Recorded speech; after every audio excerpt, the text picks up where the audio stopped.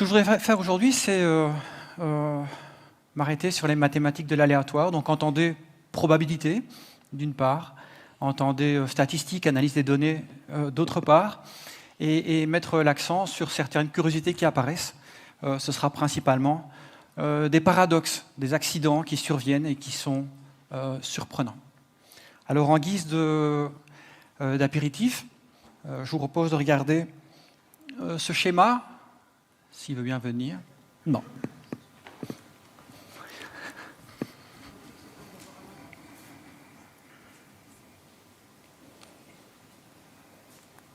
Non. On va faire comme ça.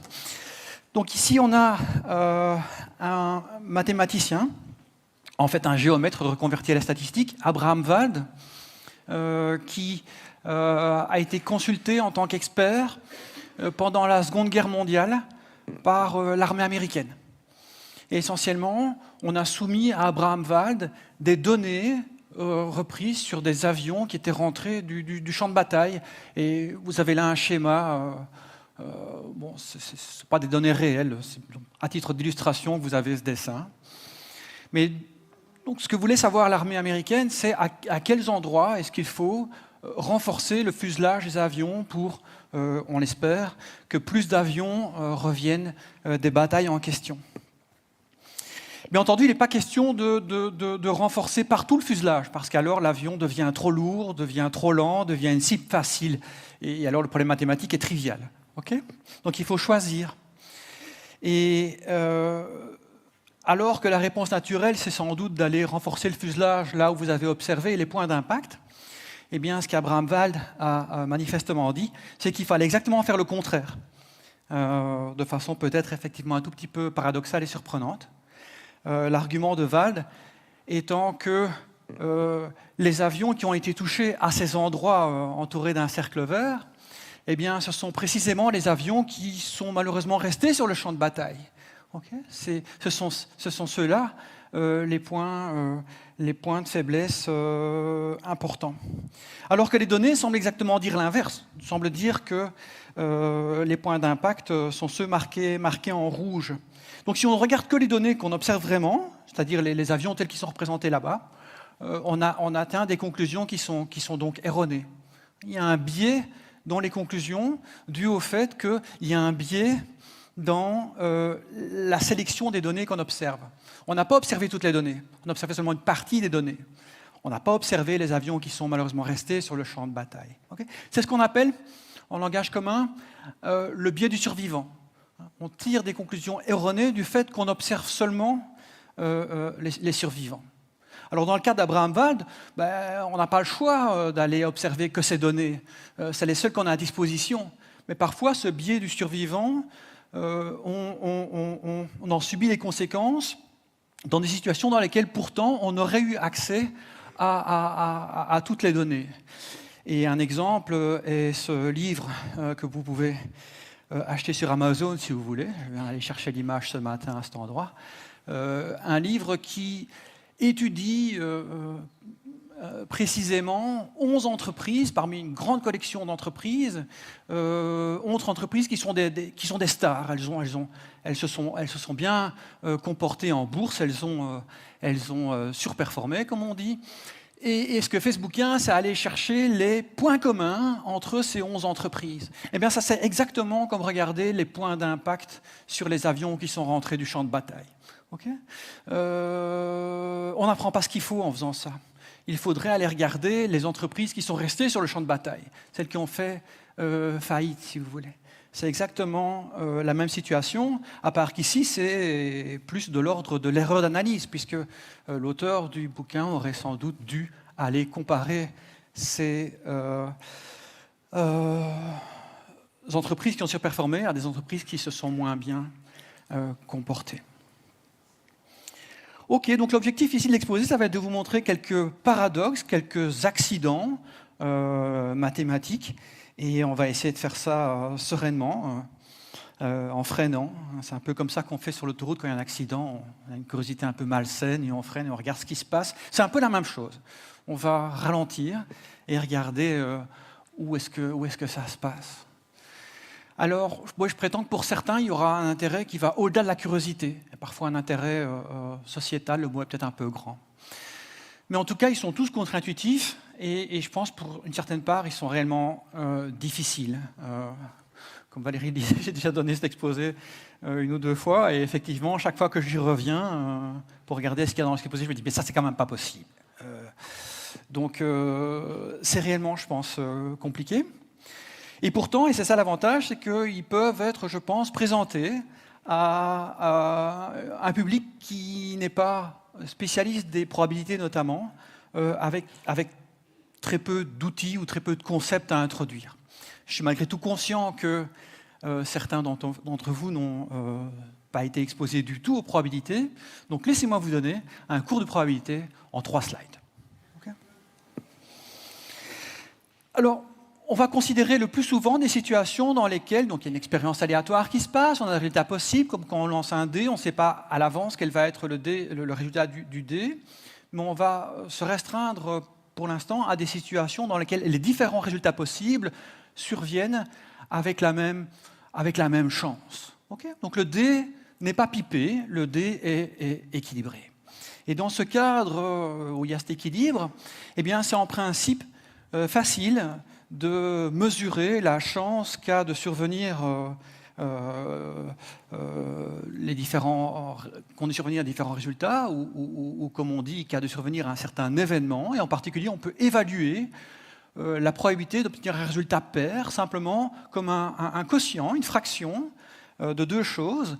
Le nombre de résultats favorables, celui qui participe à donc le fait que l'événement ait lieu, le fait qu'on ait effectivement un résultat pair, par le nombre de résultats possibles. Et on sait qu'on a 6 résultats possibles quand on lance un dé. Okay. 3 résultats favorables qui correspondent au fait d'avoir un résultat pair. Pour 6 résultats possibles, 3/6, probabilité 1,5.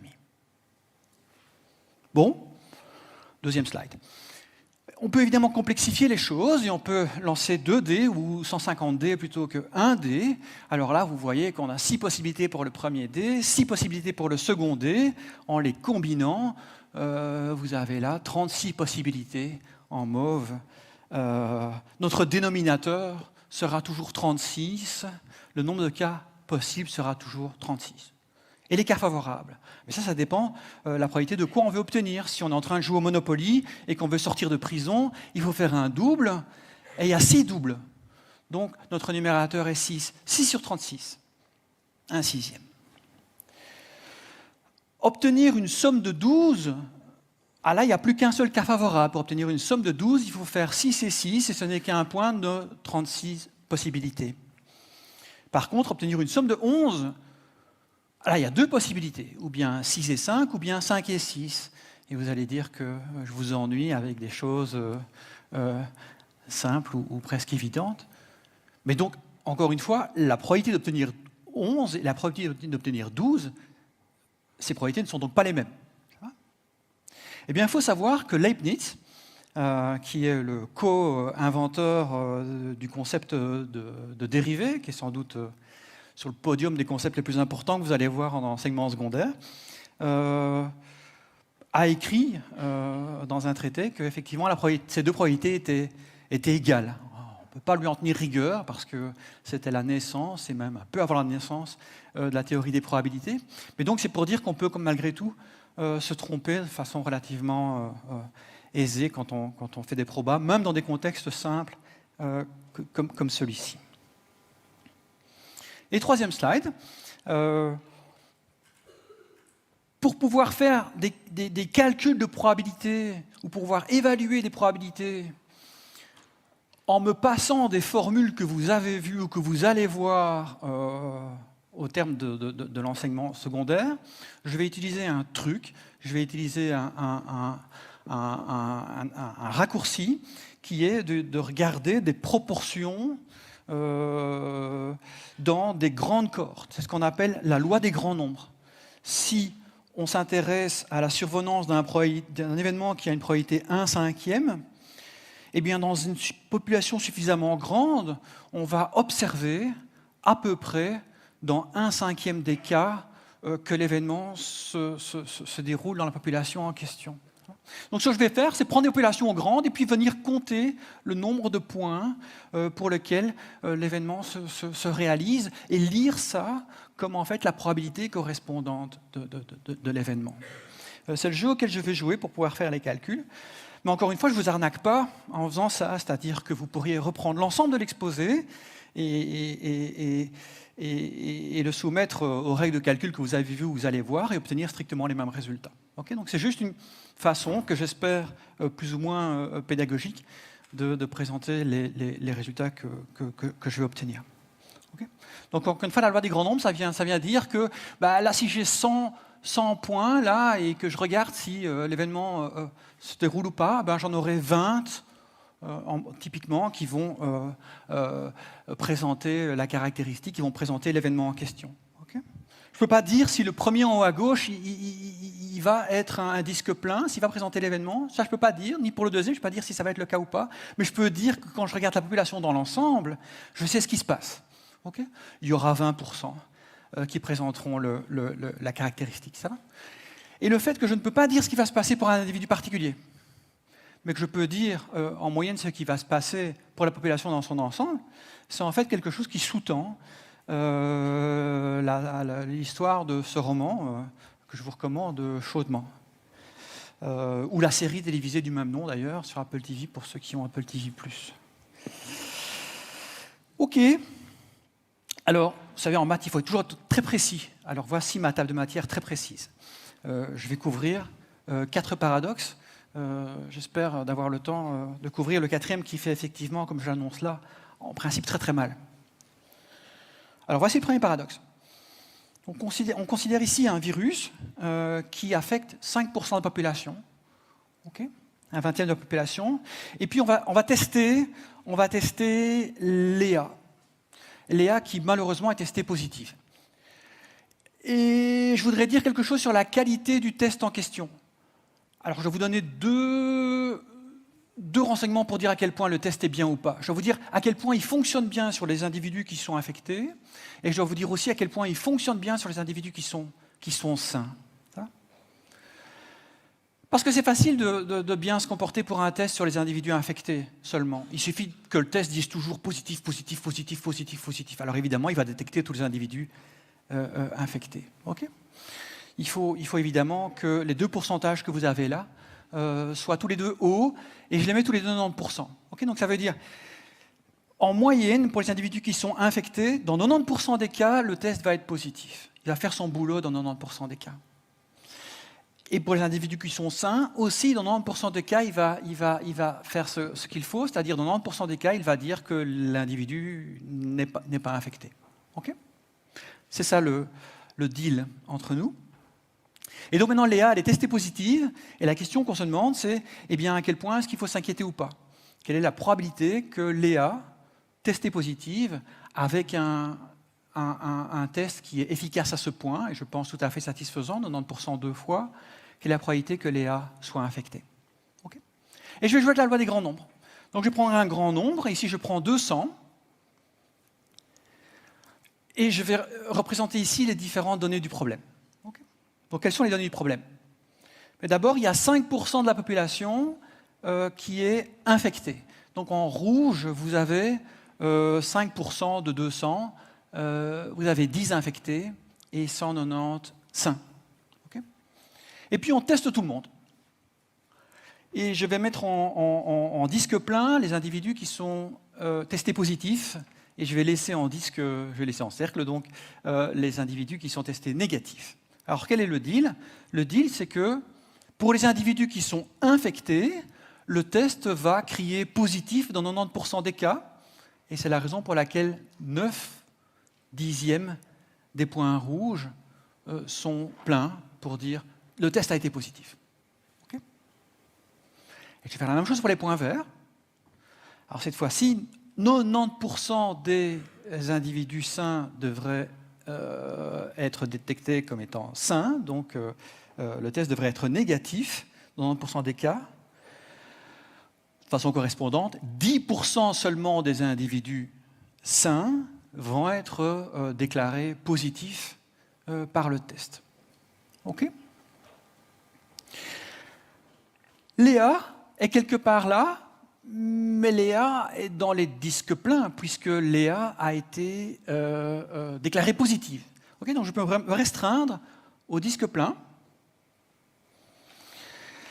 Et maintenant, être positif pour être infecté pour Léa, ça veut dire être rouge. Okay, je dois m'intéresser maintenant, dans cette sous-population des testés positifs, à la probabilité d'être rouge. La probabilité d'être rouge, c'est de nouveau le ratio, comme tout à l'heure, c'est le nombre de points rouges sur le nombre de points en tout. C'est le nombre de cas favorables sur le nombre de cas possibles. Et ce nombre de points, cette fraction, c'est donc ici 9 points rouges sur 32 en tout. 32%, pardon ? Sur 28, 9 sur 28. Merci Valérie. Donc, 32%. Donc encore une fois, ça veut dire que dans cette situation-là, alors que le test est si bon, eh bien, Léa, testée positive, n'est infectée qu'avec, et je pense que c'est surprenant en effet, seulement qu'avec une probabilité de 32. Donc il n'y a pas une chance sur 3 qu'elle soit effectivement infectée. Okay, et c'est en fait, quand on regarde ce qui se passe, très lié au fait que le virus est rare. Si ce 5%, je le change en 1%, eh bien, vous faites encore descendre d'autant la probabilité que Léa soit en fait infectée. Ici, il y a moins d'une chance sur 10 qu'elle le soit. Okay, alors cet exemple, virus, infection, sein, on peut le décliner évidemment dans toute une flopée de situations. Et ici, je vous propose de changer les choses on teste le fait qu'un joueur de tennis soit reconnu coupable de dopage ou pas. Ce sont les mêmes nombres, donc ce sont les mêmes résultats. Je le fais simplement pour insister sur le fait que les probabilités ne sont pas seulement fournissent pas seulement des outils pour les jeux comme le Monopoly ou pour la biostatistique comme ce qu'on regarde quand on regarde des virus ou leur propagation, mais aussi ces probabilités peuvent être utiles dans le domaine juridique, okay, si on s'intéresse à la culpabilité de quelqu'un. Okay, et ça, en fait, historiquement, c'est quelque chose qui a été mis en évidence dès le début des probabilités. Les probabilités, c'est né avec les jeux, mais dès très tôt, Bernoulli, l'un des Bernoulli, parce qu'ils sont un paquet, a proposé d'utiliser strictement les mêmes règles de calcul que pour les probabilités des jeux pour évaluer le poids d'un témoignage ou la culpabilité de quelqu'un au tribunal. Okay, évidemment, c'est très sensible. Et là, les erreurs de probabilité se paye cash, et en particulier, je mentionne juste un exemple connu dans le domaine, qui est l'exemple de Sally Clark, une jeune maman qui a eu le malheur de perdre 2 enfants en bas âge. Et elle a été accusée du meurtre de ses enfants. Et donc, dans ces cas-là, c'est toujours la même chose. On fait parler l'accusation, on fait parler la défense, et la défense a avancé l'argument que les 2 étaient nés de la mort de nourrisson. Et alors à charge, l'accusation a fait témoigner un pédiatre qui a dit, alors moi mon avis d'expert, biologiste ou que sais-je, médecin, c'est qu'il y a une chance sur 8500 que pour une famille de ce type-là, un enfant de cet âge malheureusement meurt de la mort de nourrisson. Okay, bon, ça c'est son avis d'expert médical, je dirais, et c'est pas là qu'il se passe quelque chose. Ce qui se passe quelque chose, c'est quand il vient dire, dans la foulée, ok, eh bien, maintenant que ça arrive 2 fois sur 2 enfants, eh bien, ça va se passer avec probabilité 1 sur 1500 fois 1 sur 8500, ce qui est 1 sur un nombre très grand, c'est une probabilité horriblement faible, une probabilité suffisamment faible pour que le juge décide malheureusement de la culpabilité de Sally Clark. Alors, vous l'avez vu, ou vous ne l'avez pas encore vu, si vous n'avez pas encore vu, croyez-moi, s'il vous plaît, que ce qui se passe ici, c'est qu'on a utilisé une règle de calcul des probabilités, qui est une règle de multiplication. Une règle de multiplication qu'on ne peut utiliser que quand les 2 événements qu'on considère sont en fait indépendants. Que le premier événement n'influence pas, la réaction du premier événement n'influence pas la réaction du second événement. Ce qui a paru très naturel au pédiatre. Okay, mais ce qui est de façon presque claire Faux.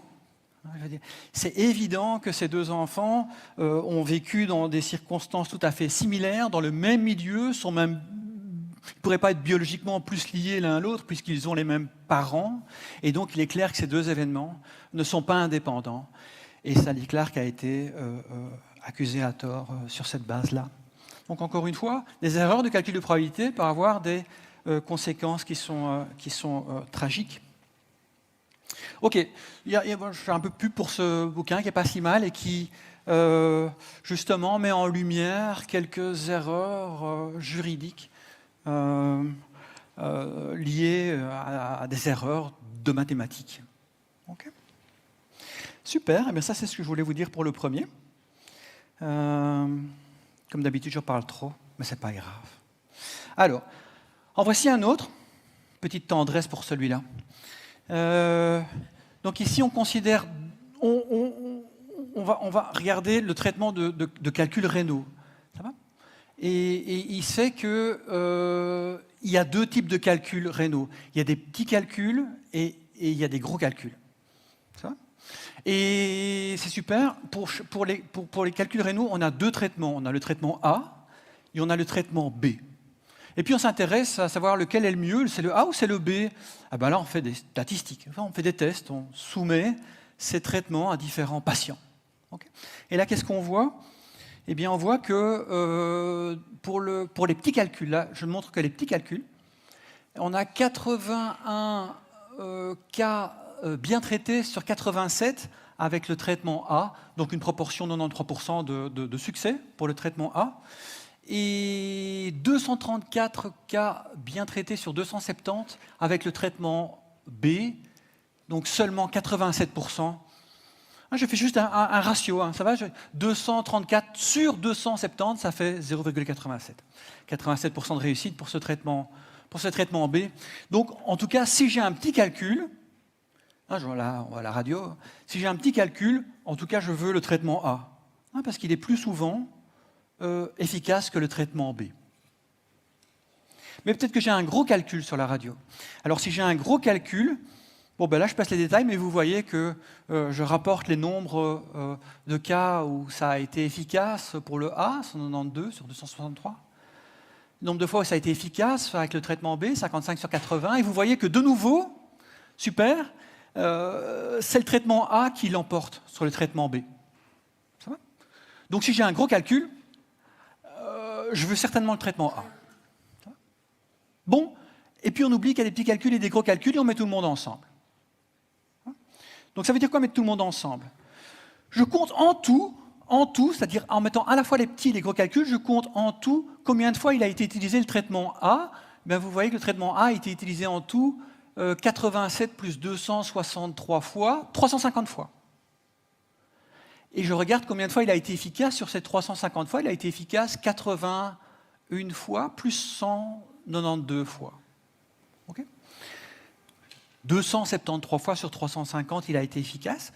Donc ça me donne un pourcentage de réussite de 78%. Okay. Quelque part entre le pourcentage de réussite que j'avais pour les petits calculs et pour les grands calculs, 93%, 73%, c'est tout à fait naturel. Et puis je fais le même exercice pour le traitement B. Il a aussi été utilisé 350 fois en tout. C'est ce que vous voyez en faisant quoi ici ? 270 plus 80. Et de la même manière, vous regardez en tout combien de fois il a été efficace. 234 plus 55, 289. Le ratio indique cette fois-ci un pourcentage d'efficacité de 83%. Et donc, quand je mets les petits et les gros calculs ensemble, le traitement B est plus efficace. Donc je résume, si j'ai un petit calcul, je veux le traitement A. Si j'ai un gros calcul, je veux le traitement A. Mais si j'ai un calcul, je veux le traitement B. Ça ne va pas. Okay. Là, on freine vraiment, ça ne va pas. Gros accident. Ça va ? Qu'est-ce qui s'est passé ici ? Parce qu'ici, on peut mettre vraiment le doigt sur ce qui s'est passé, je pense. Ce qui s'est passé, c'est que, et vous le voyez, les pourcentages de réussite, que ce soit traitement A ou traitement B, sont plus bas pour les gros calculs que pour les petits calculs. C'est plus difficile de traiter un gros calcul par rapport à un petit calcul. Okay. Bon, mais en parallèle, ce que vous voyez là aussi, c'est qu'on a plus souvent utilisé le traitement A, qui est en fait le bon traitement. On l'a plus souvent utilisé sur les gros calculs. Okay. Et ça veut dire qu'on l'a pénalisé quelque part. Vous voyez ce que je veux dire? On ne lui a pas facilité la tâche à ce bon traitement, le traitement A. Parce qu'on l'a exposé plus souvent à la situation compliquée à soigner. Et c'est ça qui, quand on met tout ensemble, vient biaiser vers le bas cette mesure d'efficacité du traitement A. Okay. Mais donc, ce qu'il faut regarder, c'est ça la conclusion, ce qu'il faut regarder, c'est le niveau local, entre guillemets. Si vous avez un petit calcul, on s'en fiche des statistiques pour le gros calcul. Il faut regarder seulement les statistiques pour le petit calcul. Et de la même manière, seulement si vous avez un gros calcul, il faut seulement regarder les statistiques pour le gros calcul. Ça va? C'est ça l'idée. Alors vous pourriez dire, ah ça c'est quelque chose de particulier, on a choisi les nombres pour que ça tombe vraiment comme ça, et c'est bien, c'est un exemple, mais ça survient sans doute pas dans la vie réelle, ça. Si. Et il y a un exemple pas si éloigné, qui est l'exemple,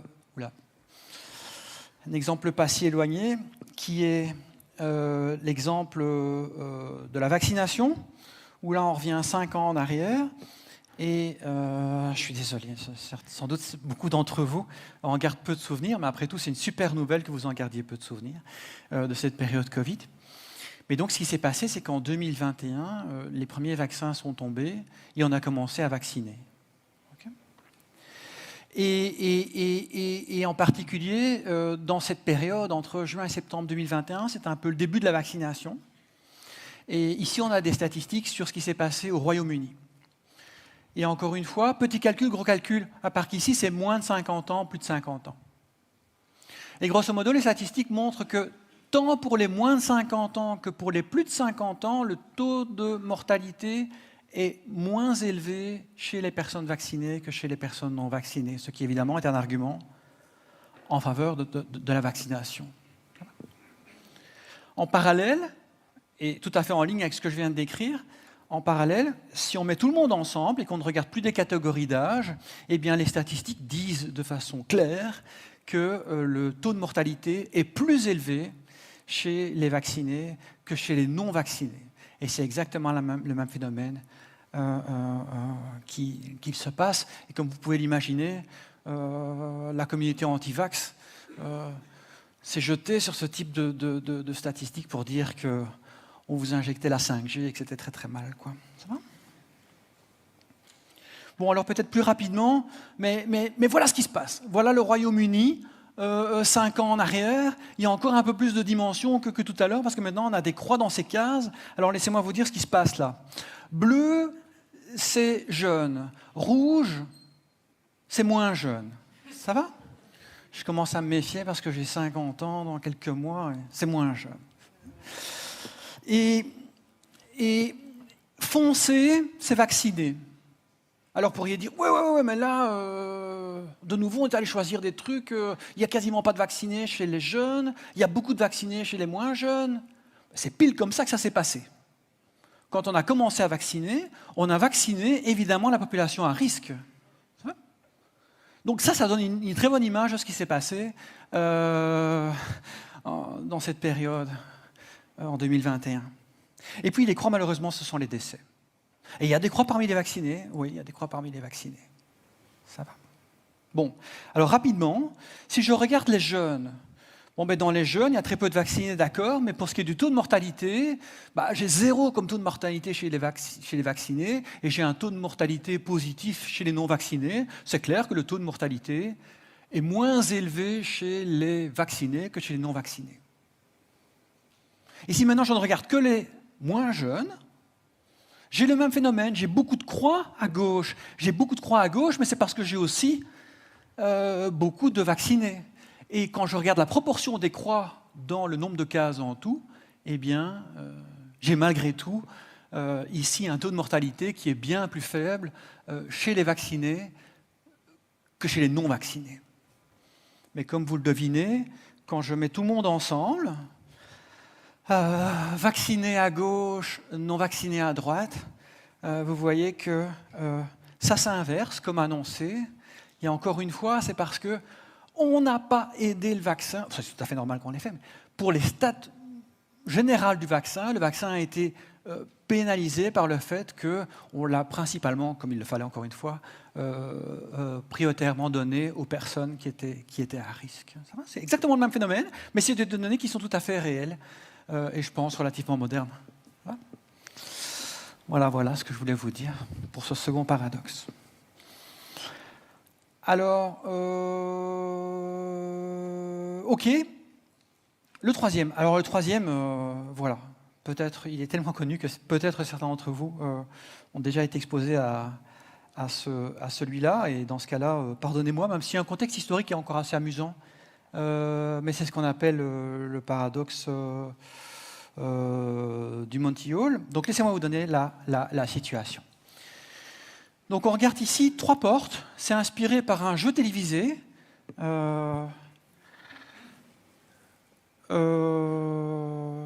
la version française récemment s'appelle Le Big Deal. Peut-être vous connaissez ça avec Vincent Lagaffe. Ça a été ressuscité, je pense, il n'y a pas si longtemps. Ouais. Bon, alors ce qui se passe, c'est que derrière ces 3 portes, le contrat, c'est qu'il y a 2 chèvres et une voiture. Et il va s'agir d'essayer de gagner la voiture. Je le dis parce que j'ai fait le test avec mon fils cadet qui, lui, voulait absolument gagner une chèvre. Il n'est pas question de vouloir gagner une chèvre. On veut gagner une voiture, sinon on est complètement foutu. On est déjà d'ailleurs pas mal foutu avec celui-ci, mais donc voilà. Ça va ? Alors évidemment, on ne sait pas où est la voiture. On choisit une porte et alors on ouvre la porte. Et si derrière la porte il y a la voiture, bingo. Ça va ? Mais on ne sait pas. Donc ça tombe derrière la porte, il y a une chèvre, moins bingo, on gagne la chèvre. Ça va ? Bon. Et au départ, vous avez 0 information. Donc, il n'y a pas de stratégie. Quand on ne sait rien, on ne peut rien faire. Ça va ? On choisit juste une porte au hasard. Okay ? Et je pense qu'il ne faut pas démontrer le fait que, du coup, on va gagner la voiture à la probabilité 1 tiers. Okay ? Un cas favorable sur 3 cas possibles. Okay ? On y revient. Bon. Alors ici, on regarde une situation un peu particulière qui, d'ailleurs, pour la petite histoire, n'était pas dans le jeu. Ça a été créé de toutes pièces. C'était pas une règle du jeu, ceci. Mais donc, ce qu'on propose, c'est la situation suivante. Après qu'on a choisi une porte, l'animateur, et c'est la clé de tout ici, l'animateur sait où se trouve la voiture. Et donc, sait aussi où se trouvent les 2 chèvres. Eh bien, l'animateur va, parmi les 2 portes que vous n'avez pas choisir, il va ouvrir une porte derrière laquelle se cache une chèvre. Ça, c'est toujours possible, hein, parce qu'il n'y a qu'une voiture. Et comme il reste 2 portes, il peut toujours aller choisir une porte où il y a une chèvre. Okay ? Eh bien, c'est ce qu'il vient de faire là. Il a découvert une chèvre. Okay ? Et là, 2 questions se posent. Et je pense que les deux on insiste toujours sur la seconde, mais la première est pas mal non plus. La première, c'est celle qui vient dire, OK, et maintenant la probabilité de gagner, c'est combien ? Est-ce que... Il ne s'est rien passé, il a ouvert une porte. Est-ce que maintenant il y a une chance sur 3 de gagner, comme on s'était mis d'accord au départ qu'il y avait une chance sur 3 de gagner, ou est-ce qu'il y a une chance sur 2 de gagner ? Hein, parce qu'après tout, il reste 2 portes seulement. Hein ? Et il y en a une qui est favorable.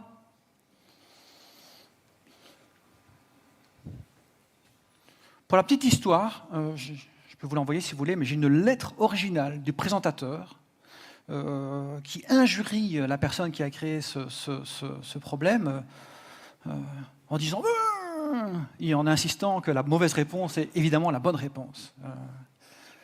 Ça, c'est la première question. La seconde question, qui est la question classique, c'est imaginons maintenant, et encore une fois, c'est ça qui ne se passe pas dans le jeu, ça n'était pas permis dans le jeu, mais imaginons maintenant qu'après avoir découvert la chèvre, l'animateur vous donne la possibilité de changer de porte vers donc, la porte qui, sur le dessin, est tout à droite. Okay ?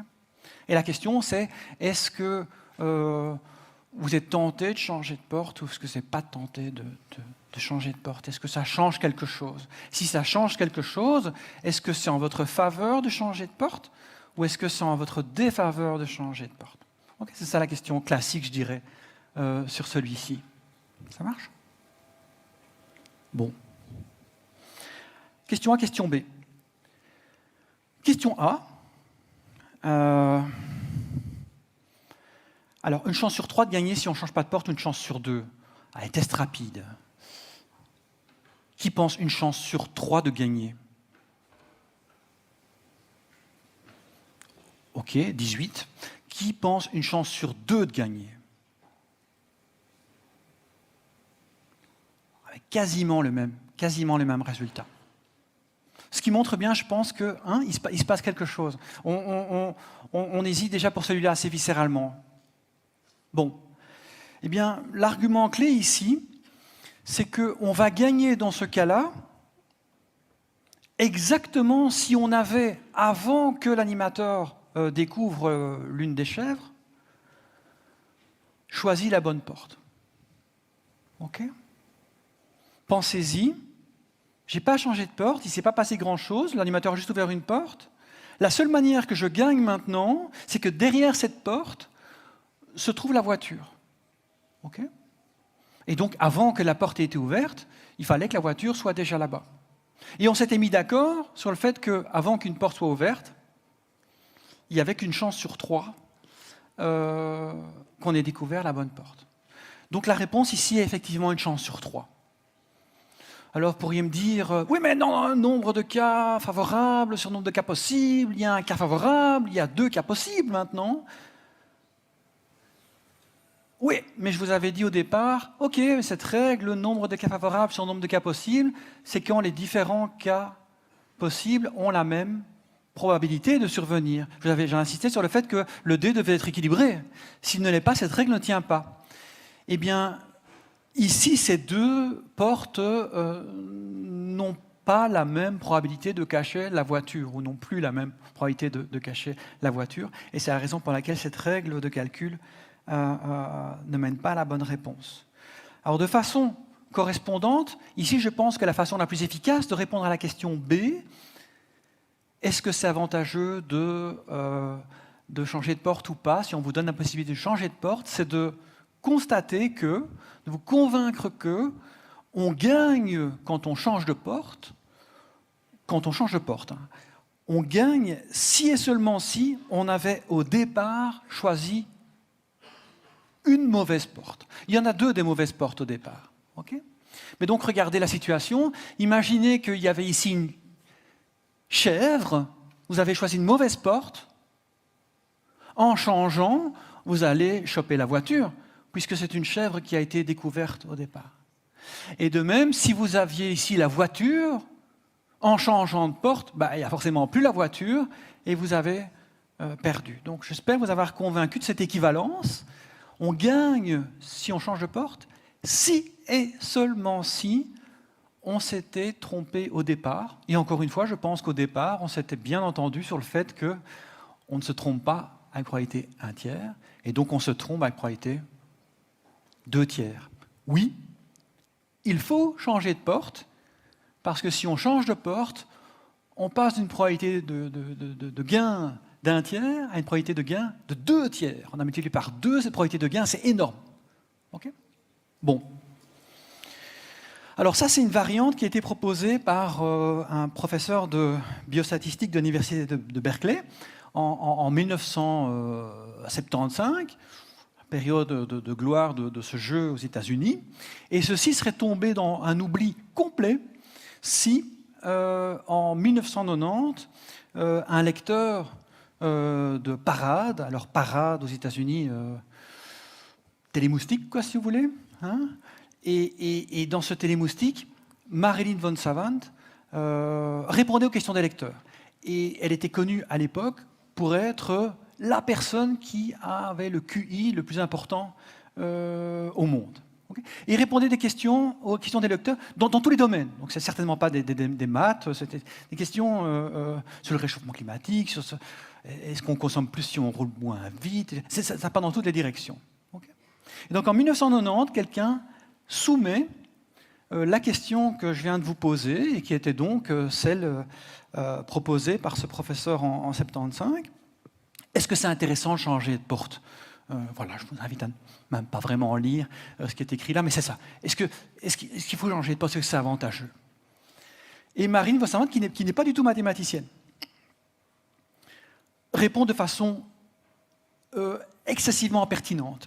Non seulement elle donne la réponse, non seulement elle dit qu'on passe de 1 chance sur 3 à 2 chances sur 3 de gagner si on change de porte, mais en plus, elle accompagne cette réponse parfaitement correcte d'un argument qui vient supporter l'intuition. Et elle dit, imaginons qu'on a 1 million de portes et que le présentateur, l'animateur, va ouvrir toutes les portes dans celles qui restent, sauf une, de sorte qu'il n'y ait que 2 portes finalement qui soient encore masquées. Est-ce que vous allez changer ou pas? Donc graphiquement, ça donne ceci. Voilà 1 million de portes. Vous choisissez une porte au hasard, et maintenant l'animateur va découvrir parmi toutes les autres portes, il ne va pas ouvrir votre porte, c'est votre porte. Et parmi toutes les autres portes, il va montrer toutes les chèvres et laisser une porte fermée. Il y a toujours moyen de faire ça, encore une fois, parce qu'il n'y a qu'une voiture derrière ce million de portes. J'aurais dû vous le dire au départ. Il n'y a qu'une voiture et 999 999 chèvres. Okay, et maintenant, la question, c'est... en tout cas, Marilyn dit, dans ce cas-là, on a envie de changer, non? Parce que c'est nous qui avons choisi la première porte, elle n'a rien de particulier. Alors que la dernière, on se dit, parmi les 999 999 qui restent, si la voiture quelque part, c'est là. Donc là, je ne sais pas vous, mais moi je crève d'envie de changer. Voilà. Et c'est un argument remarquable proposé par Marine Vossavant là. Bon, mais pour la petite histoire, sont suivies à peu près 10 000 lettres. Le magazine a reçu à peu près 10 000 lettres, principalement d'injures, certaines émanant d'ailleurs de professeurs d'université aux États-Unis, pour dire « mais vous n'y connaissez rien, et vous devriez consulter les livres de probabilité ». Et il y a des commentaires d'un sexisme consommé. Vous êtes la chèvre, peut-être que les femmes considèrent les mathématiques autrement. Enfin, c'est des trucs de fou, quoi. Okay, donc, ce problème divise, réellement. Et ce problème divise aussi ce qu'il faut appeler les professionnels, puisqu'on a là 2 professeurs de mathématiques qui viennent contredire l'opinion complètement correcte de Marine Vossavant. Okay. Et oui, pour la petite histoire, Paul Erdős lui-même s'est documenté, qui est un des mathématiciens les plus célèbres du XXe siècle, ne pouvait pas croire que la solution était celle-là avant d'être exposé à des simulations numériques qui montraient qu'empiriquement, c'était la bonne stratégie à suivre. Alors, simulation numérique, ça veut dire quoi? Il y a des telles applets sur le web maintenant qui sont faciles à trouver. Vous pouvez faire jouer l'animateur et le candidat à un ordinateur. Okay, et décider que vous allez faire stay, que vous allez rester sur la même porte. Et si vous allez rester sur la même porte, vous répétez l'expérience encore et encore, et vous comptez simplement le nombre de fois qu'en restant sur la même porte, vous allez effectivement gagner la voiture. Et vous voyez cette proportion-là, il n'y a pas d'axe des Y, il n'y a pas d'axe des X, c'est très mauvais ça. Okay, mais donc l'axe des Y, c'est 0,1, et c'est la proportion du nombre de fois qu'on a remporté la voiture. Et vous voyez que cette proportion du nombre de fois, qui est pour le moment de 27%, ça devrait être un tiers. 27%, c'est pas si mal. Ça va? Après quelques fois comme ça. Si on y passait un quart d'heure, vous auriez 33, 34, quoi. Et si on change, eh bien, si on change, là, ça n'a pas bien commencé. Si, ça a trop bien commencé, vous êtes à 100% au début. Mais ça va converger vers 2 tiers. C'est de nouveau la loi des grands nombres. Quand vous avez une grande population, ça va finalement... Ah là, c'est trop, là, c'est trop. Mais ça va descendre, c'est sûr. Ça va descendre. Okay, et vous voyez que vous êtes à 73% sans changer... Non, 70%, 66%, 67%. C'est 2 tiers, okay, ça va y aller. Okay, bon, eh bien, c'est ça qui a convaincu Paul Erdős. C'est l'expérimentation numérique. Et non seulement c'est ça qui a convaincu Paul Erdős, Mais c'est avec ça que Marilyn von Savant s'en est sortie. Et c'est pour ça que je pense que c'est un paradoxe qu'il est intéressant de présenter aussi à vous, élèves du secondaire. C'est parce que ce sont les élèves du secondaire qui ont calmé l'incendie, qui ont éteint l'incendie. Marilyn von Savant a invité les classes de maths du pays à jouer animateur-élève. Okay, tantôt avec la stratégie qui consiste à ne pas changer de porte, tantôt avec la stratégie qui consiste à changer de porte. Et comme vous pouvez vous en douter, ce qu'on vient d'observer sur l'applet dans mon navigateur web, s'est passé aussi dans les classes où on a empiriquement observé que dans 2 cas sur 3 en moyenne, en changeant de porte, on gagnait la voiture. Dans un seul cas sur 3 en moyenne, sans changer de porte, on gagnait la voiture. Okay, sans ça, les lettres continuaient essentiellement.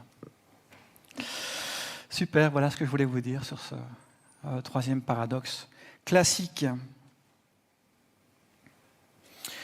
Super, ben, il me reste un peu de temps pour terminer peut-être un peu plus rapidement avec le dernier. Combien est-ce que j'ai Je suis bien 5 minutes.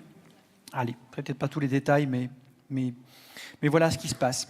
Donc ça vient d'une colonne, ça date aussi d'assez longtemps, ça date de la fin des années 50, avec une colonne qui reprend des jeux mathématiques dans ce qui est le Scientific American. Et ici, ce qui motive le problème, c'est cette question simple-là. Je vous la traduis. Monsieur Smith a 2 enfants, au moins l'un des 2 est un garçon, quelle est la probabilité que l'autre soit un garçon? Et Monsieur Jones a 2 enfants, le plus vieux est une fille, quelle est la probabilité que l'autre soit une fille? Bon, regardons rapidement ce que ça donne, parce que ici on est ça pourrait être sous contrôle, vous allez voir. Mais on ne peut rien faire si on ne fait pas des hypothèses, parce qu'il n'y a pas d'hypothèse donnée là, il faut faire des hypothèses pour dire quoi que ce soit. Donc permettez-moi, j'aime bien dire ça, ou alors laissez-moi faire, c'est un peu comme si vous n'alliez pas me laisser faire, vous n'avez pas le choix du tout. Ça va? Permettez-moi d'adopter ces 3 hypothèses. Et je ne vais pas discuter si c'est bien, si c'est pas bien. Voilà. C'est pas bien en fait, parce que la B par exemple, c'est pas comme ça. Il se fait qu'il naît plus de garçons que de filles. C'est comme ça. Dans des proportions plus élevées dans certains pays que d'autres, mais il naît plus de garçons que de filles. Il y a plus de filles sur Terre que de garçons, mais ça c'est parce que les garçons ont la mauvaise habitude de décéder plus vite. Mais donc B n'est pas OK. Ça va? Bon. Mais donc il y a 2 genres,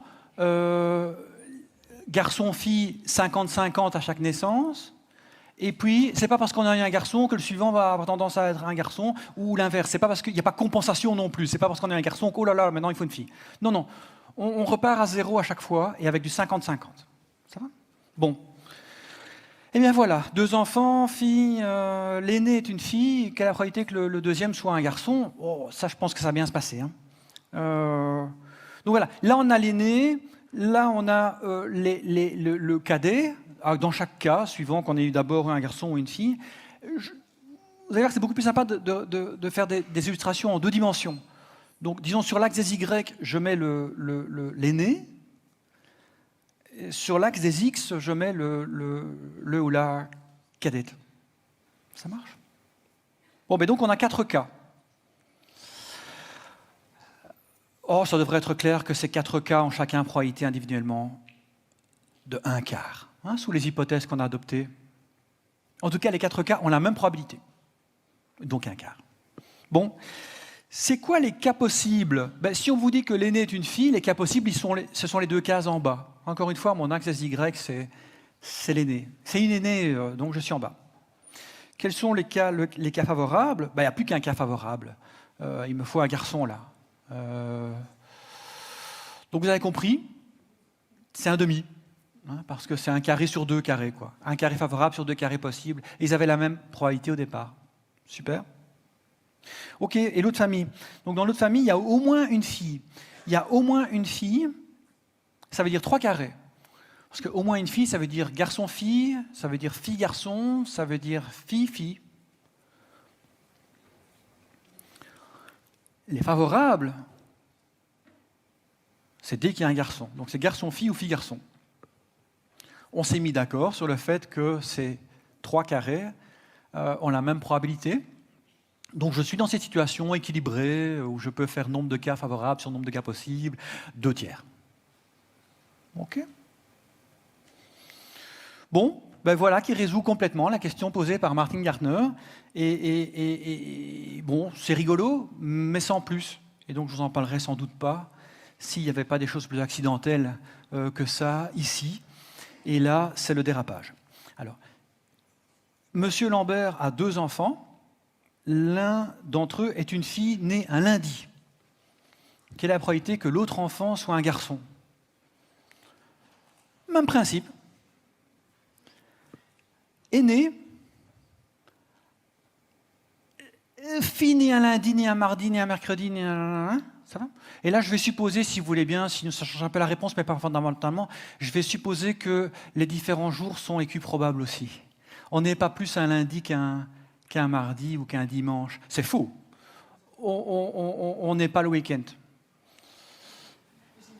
Les gynécos n'aiment pas ça du tout. Ça se voit clairement dans les données. Ouais. Mais si vous voulez bien, voilà. On pourrait faire le raisonnement d'ailleurs tout à fait pour des jours qui sont pas équiprobables. Voilà. Et la cadette aussi, elle pourrait très bien être née un lundi. On n'a pas dit en haut que la fille qui était née un lundi, c'était l'aînée. Non. C'est tout à fait possible que ce soit la cadette. Bon, les cas possibles sont ou bien l'aînée est née un lundi, ou bien la cadette est née un lundi. Ça, maintenant, ce sont les cas possibles. Si vous êtes ailleurs, il n'y a pas parmi les deux une fille qui est née un lundi, et ça contredit nos hypothèses. Et les cas favorables, de nouveau, je veux un garçon dans ce qui reste. Ça?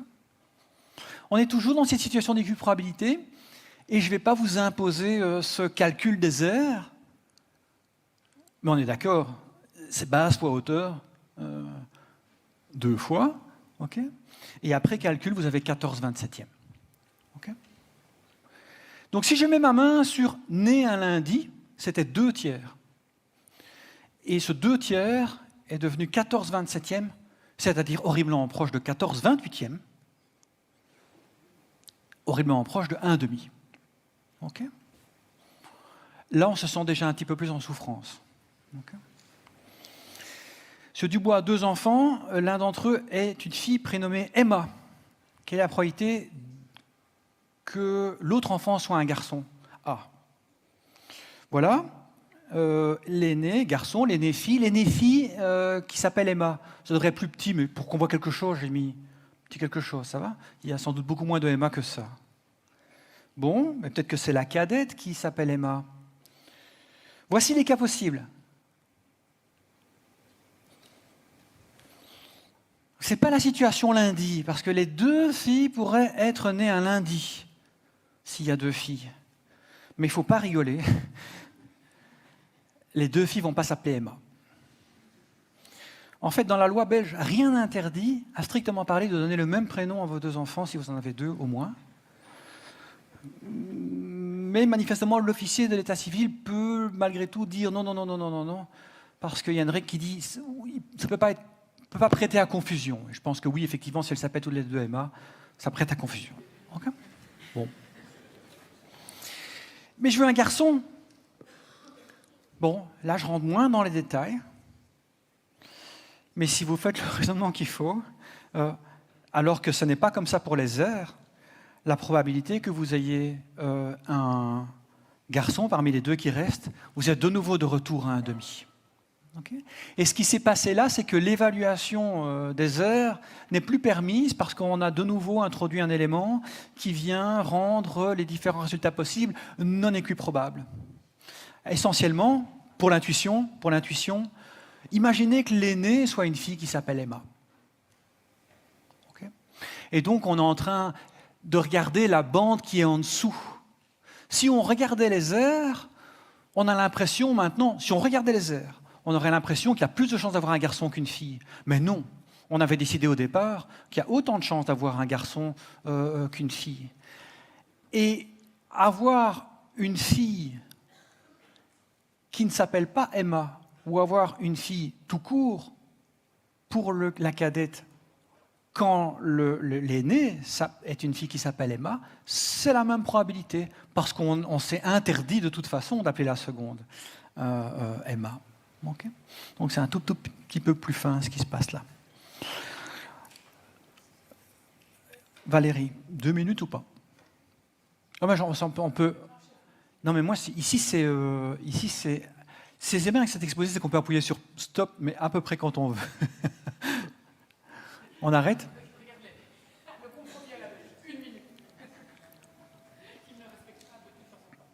Oui, mais dans ce cas-là, je peux vraiment arrêter, honnêtement. Ça ne me dérange pas du tout.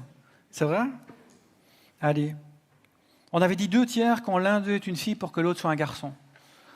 Alors maintenant, M. Durand a 2 enfants. Je le rencontre dans la rue, se promenant avec une demoiselle que je vois l'appeler papa. Okay. Quelle est la probabilité que l'autre soit un garçon? Regardez la différence avec celui-ci. M. Durand a 2 enfants, l'un d'entre eux est une fille. Quelle est la probabilité que l'autre soit un garçon? 2/3. M. Durand a 2 enfants, je le rencontre dans la rue se promenant avec une demoiselle que je vois l'appeler papa. Quelle est la probabilité que l'autre soit un garçon? Okay. J'ai déjà pris ma minute. Bon. Alors, dans ce cas, je m'arrête. Voilà. Alors ça, ce sont les cas, on s'entend, ça, ce sont les cas possibles. Parce qu'on sait qu'il y a une fille de toute façon. Elle est là, elle l'appelle papa. Donc ça, ce sont les cas possibles. Okay. Les cas favorables, ils sont là. Okay. Je ne vais pas faire 2/3. Je ne vais pas faire 2/3 parce que là, j'ai introduit une situation dans laquelle les 3 carrés que vous avez là n'ont pas la même probabilité. Et pour s'en convaincre, on peut penser à ce qui, de nouveau, est la loi des grands nombres. Qu'est-ce qui va se passer quand on va répéter l'expérience? Alors, qu'est-ce qui va se passer quand j'ai affaire à des familles qui ont 2 filles? Alors, quand j'ai une famille de 2 filles, chaque fois que je vais rencontrer M. Durand avec un des enfants, il sera avec l'une de ces 2 filles qui va l'appeler papa. Donc, dans 100% des cas, je vais voir cette situation. Par contre, pour les 2 situations garçon-fille, et en supposant, il faut toujours faire des hypothèses. Mais si je fais l'hypothèse que quand M. Durand sort se promener avec un des 2 enfants, il choisit cet enfant au hasard. Okay, il n'a pas de préféré. Dans ces cas-là, il n'y a que dans un cas sur 2 où je vais l'observer avec sa fille. Et ce que vous voyez là, c'est que la case en bas à gauche, fille-fille, à elle seule, a autant de masse de probabilité que les 2 cases vertes mises ensemble. Et donc, ce n'est pas 2/3, c'est de nouveau 1/2. Donc, pour conclure, si l'aîné est une fille, l'autre est un garçon, probabilité 1/2. Si au moins une fille, l'autre est un garçon, probabilité 2/3. S'il a une fille née un lundi, l'autre est un garçon, probabilité 14/27. S'il a une fille nommée Emma, l'autre est un garçon, probabilité 1/2. Si je le rencontre se promenant avec l'un de ses enfants que je vois être une fille, il l'appelle papa, probabilité 1/2. Si je le rencontre, ça c'est un nouveau, si je le rencontre se promenant avec l'un de ses enfants que je vois être une fille, mais qu'il me dit l'accompagner à sa consultation de gynécologie, je vous laisse faire les calculs, c'est 2/3. Ce qui a changé, c'est que s'il emmène cette personne à la consultation de gynécologie, il n'a pas choisi au hasard le garçon ou la fille. Il faut faire des hypothèses. Voilà. Je vous remercie pour votre attention.